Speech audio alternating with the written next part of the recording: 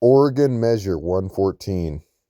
This ballot proposes that in the state of Oregon, you must have a permit issued by local law enforcement to buy a firearm.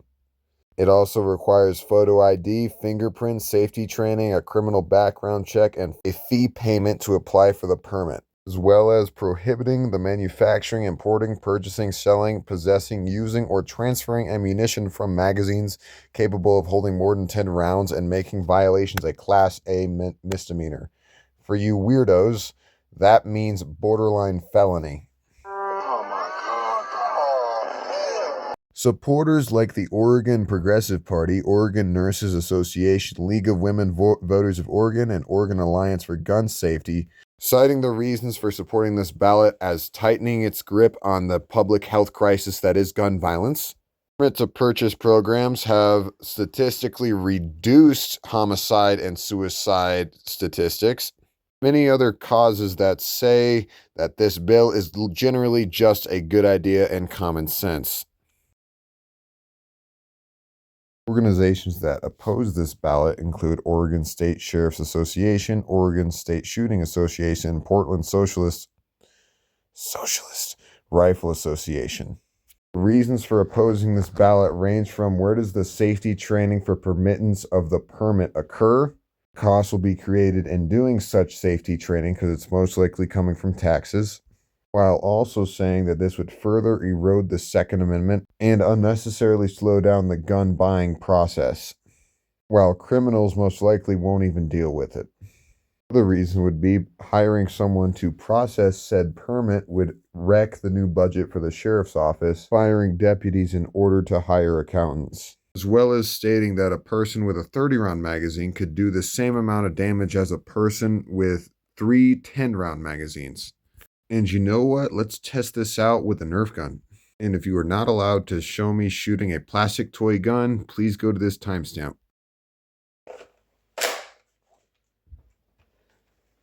Alright, so the goal here is to see how fast I can shoot 3 zones and how fast I can get through these 3 zones with either a simulated 30-round mag or 3 10-round mags.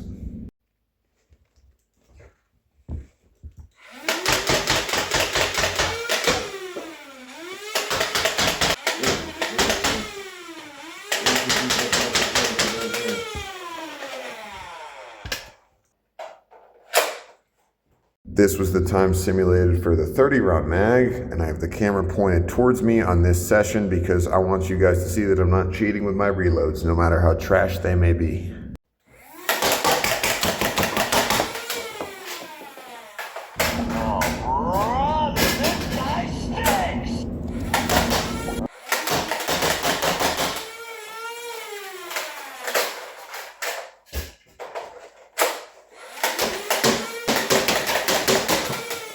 So as you can see, it is considerably slower, but I will explain to you why this doesn't matter.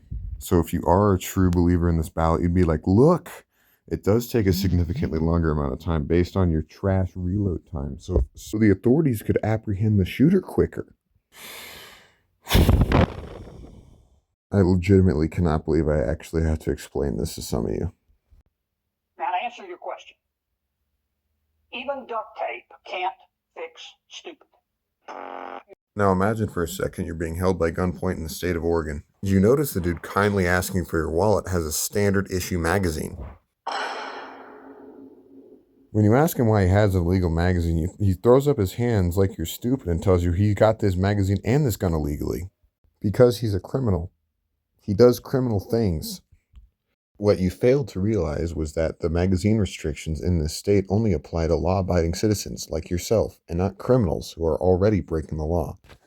You guys, if I was not allowed to show this last part, do not show this part. You are then forced to give up your wallet.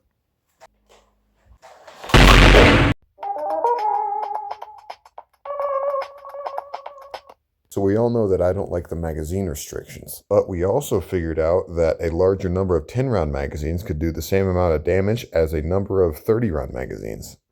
But what exactly is my problem with it? Well, if these exist and you own one of them, something the federal government has hundreds of thousands of, congratulations, you're liable for a year in jail. That doesn't sound like infringement, does it? All right, moving on from that. What else from this ballot do I think I need to cover? Criminal background checks, already federally mandated. Photo ID, already federally mandated. Fingerprints, okay. Safety training sucks at logistics, but I'm just not going to cover it. Oh, permit to purchase? Dude, so uncool.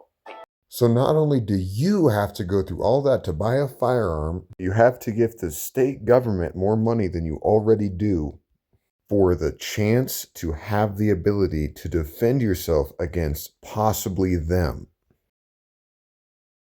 I really wish I was making this up.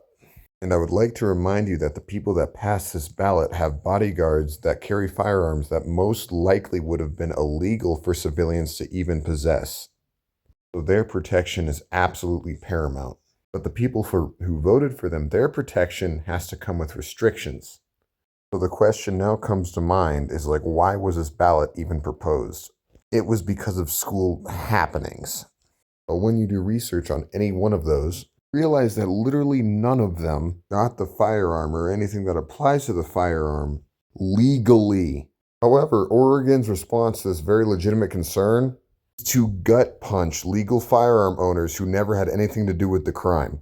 Even then, that is completely disregarding the fact that even though legal gun owners had nothing to do with any school shooting, they also have basically nothing to do with the vast majority of gun crime in the United States. I mean, legitimately Google it.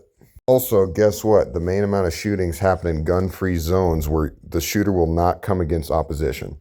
To be totally honest with you, this was either a semi-deep state plot to criminalize gun owners or pushed so heavily by people so read into their agenda they can't do simple gun plus criminal math.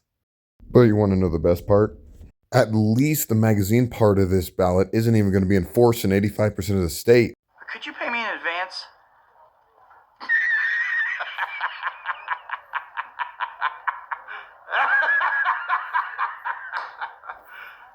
You serious?